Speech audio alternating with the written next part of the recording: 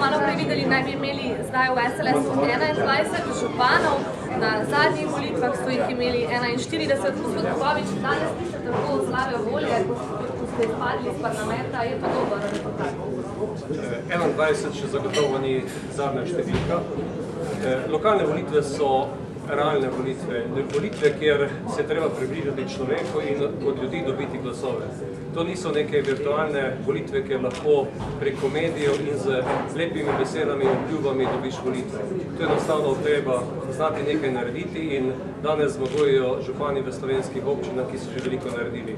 Vesel sem, da je največ takšnih županov prav iz vrst Slovenske ljudske stranke in na takšen način tudi dokazujemo, kako je potrebno delovati v politiki in verjamem, da se bo to, kar se danes dogaja na lokalnih volitvah, odrazilo tudi na naslednjih državno-zborskih volitvah in bo Slovenska ljudska stranka zopet odločila o soli Sloveniji. Ampak na te volitve ne bo šla z vami, imate kongres decembra.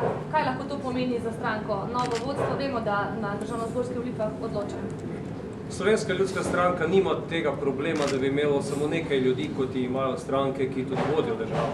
Mi imamo celo vrsto sposobnih, prekaljenih politikov, ki so s svojim delom že pokazali, kaj zdaj narediti. Sam zagotovo ostajam trden člen Slovenske ljudske stranke, tako kot tudi bivši predsednik Bojan Šrot, ki mu iskreno čestitam za ponovno zmago v Celju in cela vrsta takšnih ljudi je v Slovenski ljudski stranki in prepričan sem, da bomo zopet postavili ekipo, ki bo zmagovalna. Že imate kakšno ime?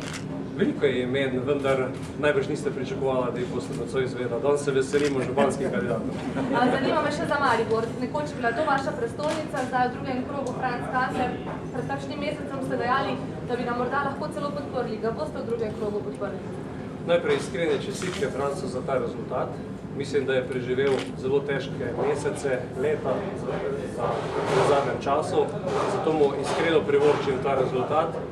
Verjamem tudi v to, da je v drugem krogu še marsikaj možno storiti v Mariboru. V prvem krogu nas ni poprosil za podporo, kolikor nas bomo v drugem krogu, se bomo z veseljem pogovorili. Hvala lepa. Toliko za zdaj iz Celja, se pa še vrnemo, ko bomo govorili o županu Celja.